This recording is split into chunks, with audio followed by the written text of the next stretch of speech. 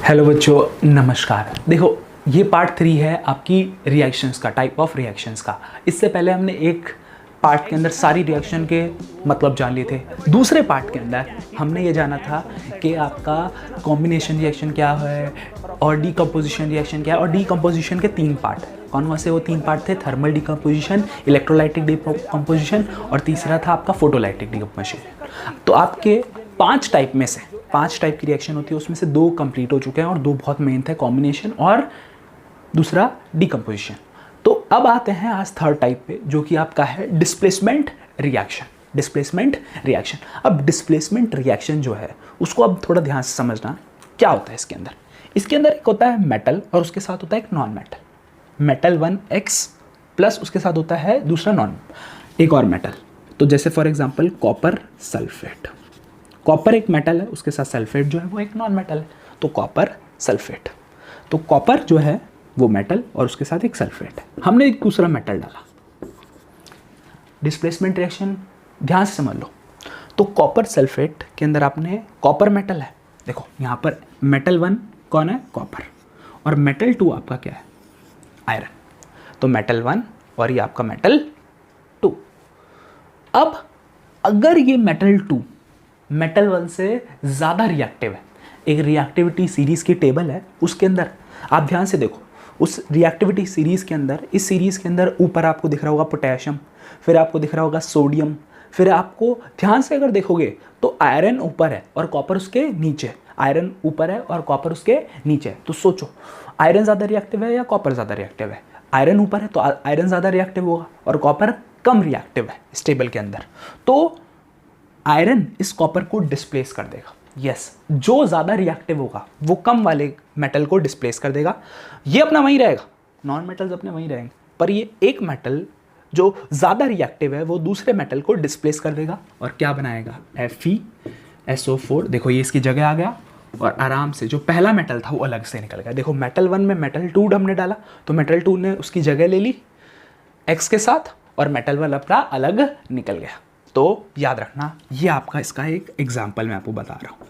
अब एग्जाम में इसका क्वेश्चन कैसे आता है? एग्जाम में इसकी एक्टिविटी भी होती है एक, कि आप एक क्या लाते हो? टेस्ट ट्यूब है आपके पास, एक टेस्ट ट्यूब है आपकी। इस टेस्ट ट्यूब के अंदर आपका एक ब्लू कलर का सॉल्यूशन है। ब्लू कलर का सॉल्यूशन, यस, कॉपर सल्फेट होगा वो। आपका जो ब्लू कलर का सॉल्यूशन है वो कॉपर सल्फेट है, कॉपर सल्फेट। हमने इसके अंदर आयरन नेल डाला, आयरन नेल डाला, तो आपका ब्लू कलर का एक पूरा सॉल्यूशन था।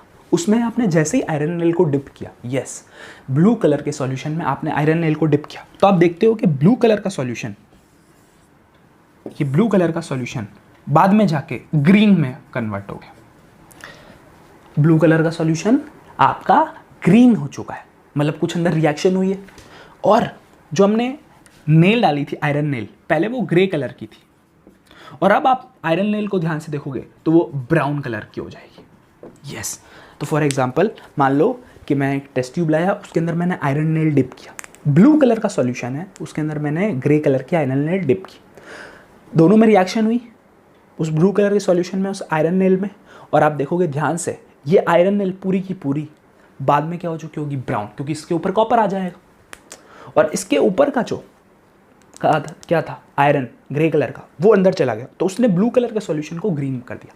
तो आयरन नेल ने ब्लू कलर के सॉल्यूशन को ग्रीन कर दिया, लाइट ग्रीन टाइप का, और खुद जो ग्रे कलर की थी उसके ऊपर किसकी कोटिंग हो गई? कॉपर की।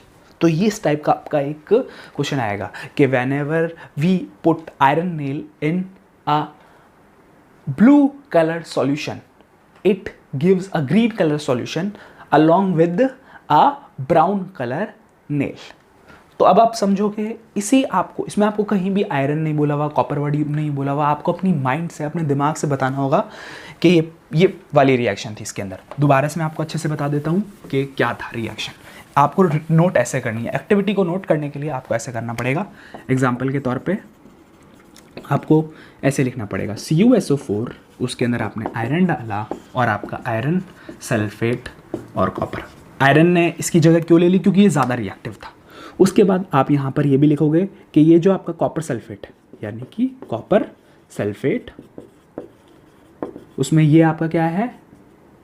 आपका आयरन है, ये आपका बन गया आयरन सल्फेट।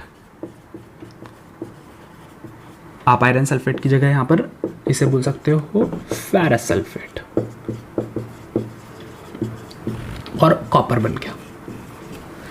और इसका कलर जो है कॉपर का, वो पहले एक था ब्लू कलर सॉल्यूशन, उसके अंदर आपने ग्रे कलर का कलर भी लिख रहा हूँ मैं नीचे, फिर आपका ये ग्रीन कलर बन गया, लाइट ग्रीन, और ये आपका बन गया ब्राउन। तो आपको कलर से बड़ा आइडेंटिफिकेशन होगा कि ये आपकी रिएक्शन है। इसमें ऐसा भी आ सकता है XSO4 plus Y equal to YSO4 plus X, समझ में आया?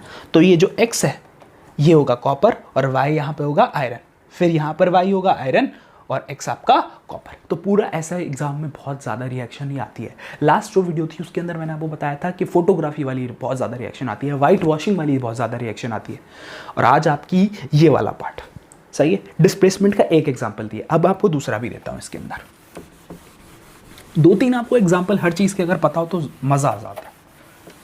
अब इसके अंदर दूसरा एग्जाम्पल है सेम कॉपर सल्फेट, पर इस बार हमने डाला है जिंक। क्या बन जाएगा? Zinc sulphate plus copper. पहले ये ब्लू कलर का था, पर इस बार ये कलरलेस हो जाएगा। यस, जिंक सल्फेट आपका कलर लेस हो जाएगा।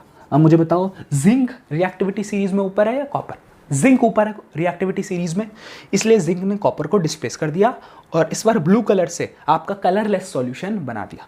तो कॉपर सल्फेट से जिंक सल्फेट बन गया और कॉपर अपना अलग से निकल गया।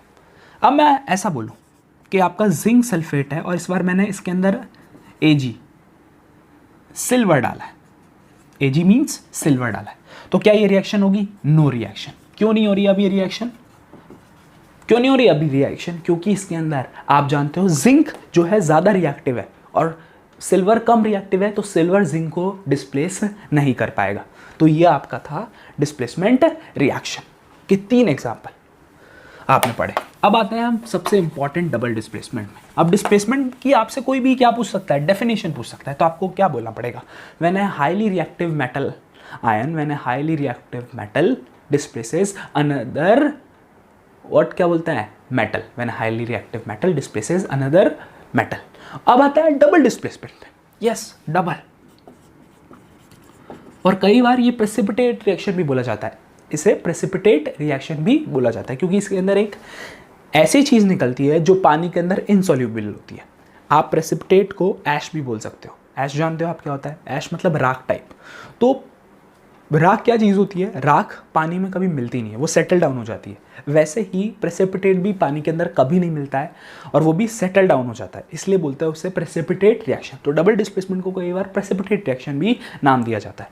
आपको एग्जाम्पल के तौर पर बताता हूँ। इसके अंदर आप देखो मेटल 1 होगा और उसके साथ आपका X ले लेते हैं, प्लस मेटल 2 और Y।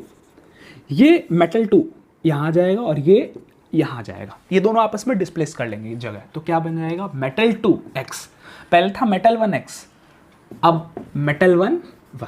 मेटल 1 यहाँ आ गया, मेटल 2 यहाँ आ गया, तो M1X की जगह हो जाएगा M2X और M2Y की जगह हो जाएगा M1Y। अब इसको ध्यान से समझ लो। इसका एग्जाम्पल है सिल्वर नाइट्रेट। सिल्वर नाइट्रेट है, सिल्वर नाइट्रेट के अंदर डाला NaCl, यस, सोडियम क्लोराइड। अब ये यहाँ सिल्वर मेटल है और यहाँ सोडियम मेटल है, तो Na यहाँ जाएगा, यस, सोडियम नाइट्रेट, Na यहाँ गया सोडियम नाइट्रेट और ये यहाँ जाएगा, तो क्या बन जाएगा? Silver chloride. तो पहले था, ध्यान से देखो, सिल्वर नाइट्रेट सोडियम क्लोराइड था, अब सोडियम नाइट्रेट बन गया और सिल्वर क्लोराइड बन गया। तो ये आपका पहला एक मैंने आपको एग्जांपल बताया कि एकदम म्यूचुअली एक दूसरे को डिस्प्लेस कर दिया। म्यूचुअली मतलब तू मुझे कर दे, मैं तुझे कर दूंगा। इसकी डेफिनेशन भी यही है, when two metal ion mutually displace each other, mutually displace each other. समझ में आया? तो याद रखना, म्यूचुअली मतलब तू मुझे डिस्प्लेस कर दे, मैं तुझे कर देता हूँ, मतलब आपसी आप मान लो सहमति से। अब आते हैं ज़्यादातर जो एग्जाम में आते हैं उनके ऊपर। एक ऐसा मैं आपको एग्जांपल देने वाला हूँ जो प्रेसिपिटेट रिएक्शन का भी एग्जांपल होगा, मतलब डबल डिस्प्लेसमेंट साथ में प्रेसिपिटेट भी, जिसके अंदर एक ऐसी चीज़ निकलेगी जो पानी के अंदर सॉल्यूबल नहीं होगी। तो फॉर एग्जांपल उसका सबसे अच्छा एग्जांपल है barium BaCl2 barium chloride. Barium chloride के अंदर आपने डाला सोडियम सल्फेट। बेरियम क्लोराइड के अंदर आपने डाला सोडियम सल्फेट। यस, तो बेरियम का भी 2 होता है +2, सल्फेट का भी -2 होता है, तो ये दोनों आपस में कट जाते हैं, इन दोनों का आयन, तो ये बन जाता है BaSO4।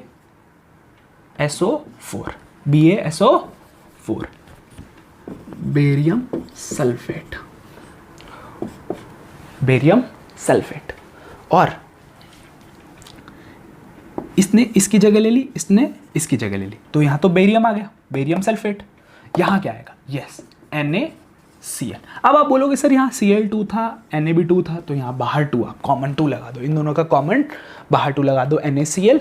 और आप बोलोगे सर यहाँ आप इसे ऐसे नहीं लिख सकते, NaCl Na2Cl2, नहीं, क्योंकि Na का +1 होता है, Cl का माइनस, तो NaCl दोनों का 1 है, तो कैंसिल हो जाएगा ना बच्चों।